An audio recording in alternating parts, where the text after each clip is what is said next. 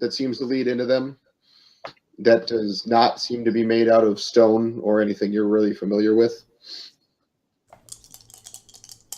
Surprise! It's pavement. It's black. It's black. Blackish gray. Construction paper. Maybe. You don't know what construction paper is either. I don't have any funny follow-up, so. So are we heading in, or are we making camp? It is late enough that you can tell by just in the time it would take you to walk down there. It'll probably be nightfall by the time you hit the edge of the ruins of the city. We can make camp by the edge. And also, just so you are understanding like the sheer size of this, like upon looking at it, you can immediately tell that it is vastly larger than Bastion could ever hope to be. Awesome. We own this. Detroit. Detroit is our land. This land is your land.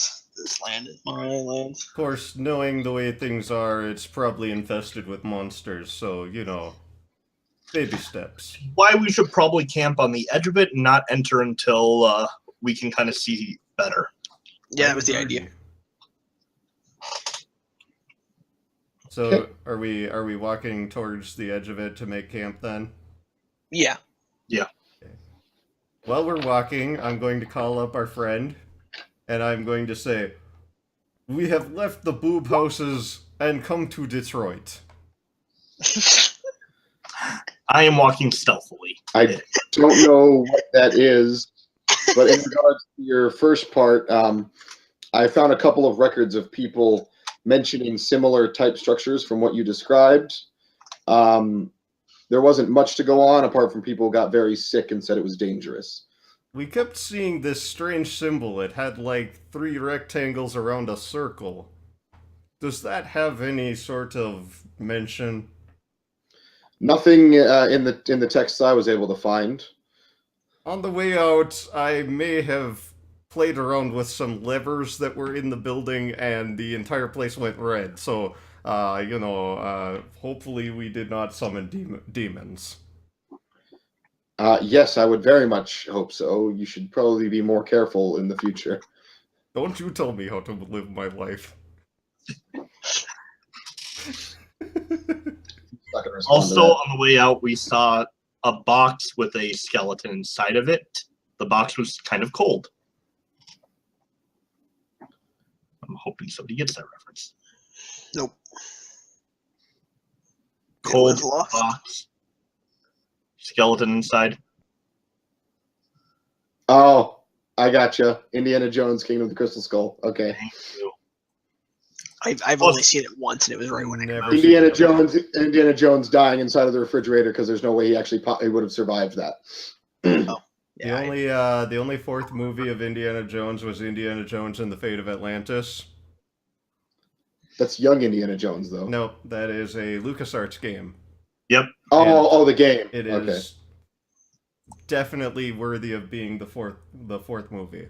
Yes, Kingdom of the Crystal Skull is pretty terrible. Although actually somewhat relatable to the world we're living in right now. The fact that it's like ancient technology and stuff. But this is all about aliens. Anyways. I broke my mouse again. Okay, so you're coming to like the edge of the structures and stuff and setting up camp? Mm-hmm. Okay. All right. It's gotten pretty dark at this point. The looming, you're now kind of in the shadow of the looming structures of the main city, but the ones near where you're at are more traditionally sized to what you're familiar with. Most of them are crumbling, falling apart. And, a few of them are intact enough to where like you could maybe get inside and protect yourself from the elements to some extent, but nothing crazy. There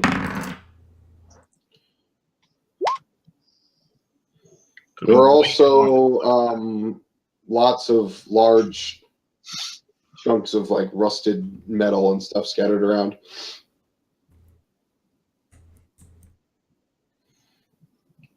Mostly on the roads. Large chunks of rusted metal on the roads. Mm-hmm. And once again, as player knowledge, rusted and destroyed so far to the point that they don't even look like cars anymore. Okay. Okay. Because this is like, hundreds of years. Right. Do any of these dwellings look like they would make for easy campfire supplies? None of them are made out of wood. Okay.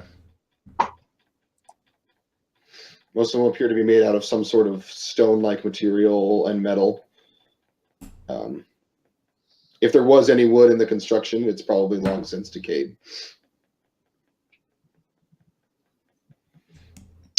Okay.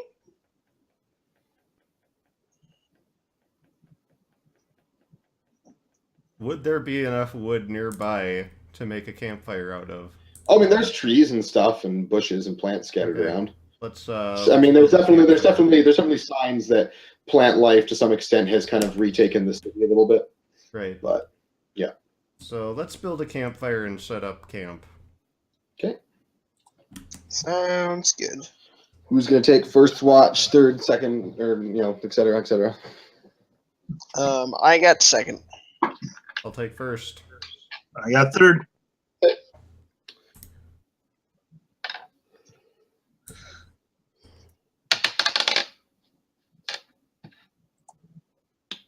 All right, so Ivan, once the other two have fallen asleep, you're sitting there in first watch near the campfire, and you just hear all of a sudden wailing noises, very almost animalistic, but you can't quite put it. It's not like a wolf howl.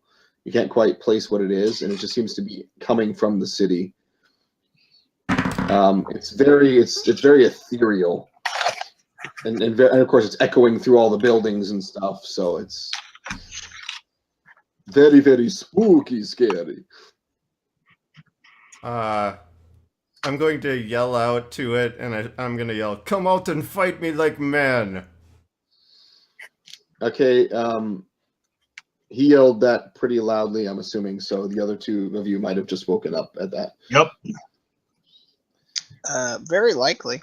Yeah. So you wake up to him yelling a challenge. And you can kind of, the wailing doesn't, it's kind of like, it's like flaring up and down.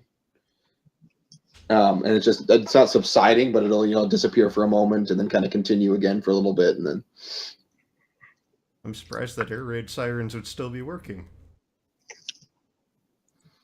it's not air raid sirens. That's what you're hoping, actually. That's kind of what it sounds like, though. No. Seeing if I can hear if it's close, far, where it's coming from. It's echoing throughout all the buildings. You can definitely tell it's not out in like the area that you're at. It's probably somewhere within the walls.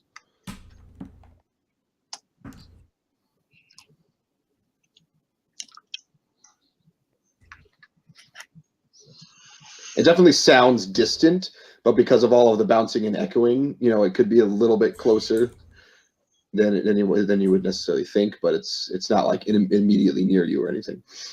And it's not getting any louder or anything or really changing. It's just kind of like every once in a while you'll just hear this wail and then it'll kind of stop for a little bit and then.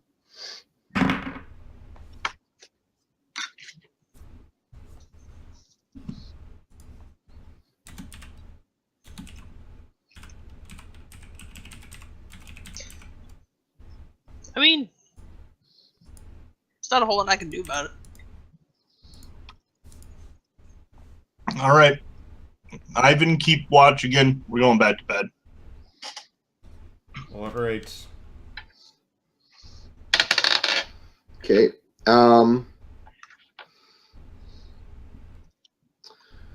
For a couple hours there, the wailing kind of continues. It does seem to change pitch and whatnot a little bit, kind of varies.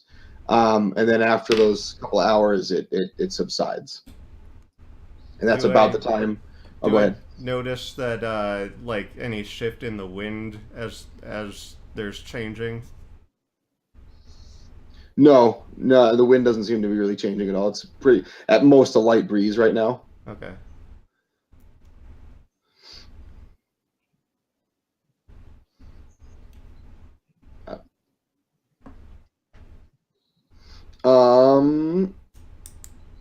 Also, actually, and I forgot to mention this earlier, when you first were coming down through here, you did see signs that someone had probably camped along this road previously.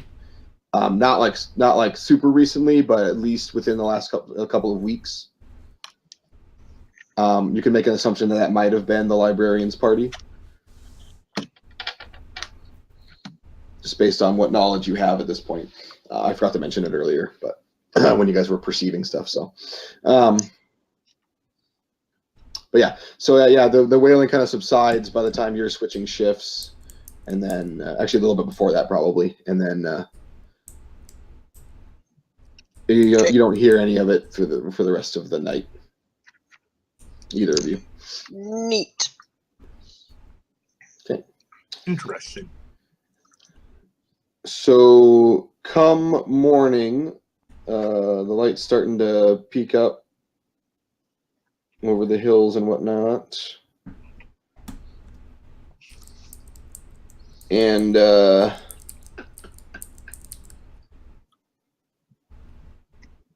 from where you're oriented, because you're kind of on the western side of the city, so the light would pretty much be shining through the city at you.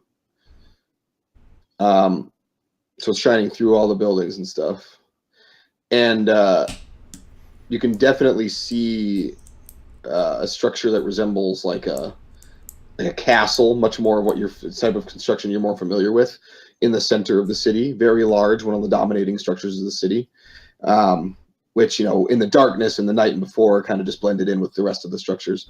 And then, of course, lots of your typical tall buildings you would think from like a modern city and stuff.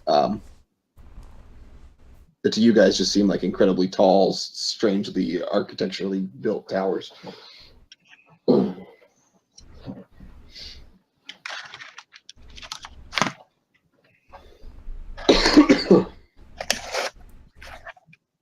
I will say, I didn't have tons of stuff prepared for in the city itself at this point. I prepared some stuff for you to potentially stumble upon in the hills. So, I mean, we can call it. I'm kind Yeah, of this following. might be an Yeah. appropriate place to I start. think this is a good spot to stop. You're ready to maybe explore the city. I do have plans for it. I just didn't have anything specifically plotted out yet, so I'll work on that. And yeah, I'm fine stopping here. My ADD is starting to yeah, you're fine. go crazy on me. I was able to use tonight to finally let you guys realize some of what the extent of this world actually is. I like it. No, I just wanted to go back to Bastion. God damn it! I hope it's not too like, oh, Cameron's suddenly making it, post-apocalyptic for you. But Well, we kind of knew that's what it was when we got the setting of the story, but yeah, with the kinda Flash and confused. stuff like that, I was hoping that would be enough of a hint to say, hey. It was. But It confirms just how advanced society was before it fell. before, yeah. So neat. Does that mean we can get fully automatic machine guns in this game? That'd be if you can find functioning ones and ammunition and teach yourself how to operate them, potentially, yes. sweet. Oh, by the I way, mean, I'm our kind of off-time- almost pacifistic in a sense, so I probably won't do it. But Yep. in our off time in the game, like when we're resting and stuff, during my watch, I'm going to try and teach myself how to throw my voice for stealth purposes. Okay. Sounds good. how? I have So no this idea. So this is like an earthly world where magic evolved after the fall of society. Maybe. I'm not going to give you all the hints yet. Well, because if all the magic is just tech, did you steal my idea, you jerk? I did not steal your idea. Okay. It might be I mutants. thought about it, But I was like, no, that was one that Nick came up with. I can't do that. So no, Okay. it is magic.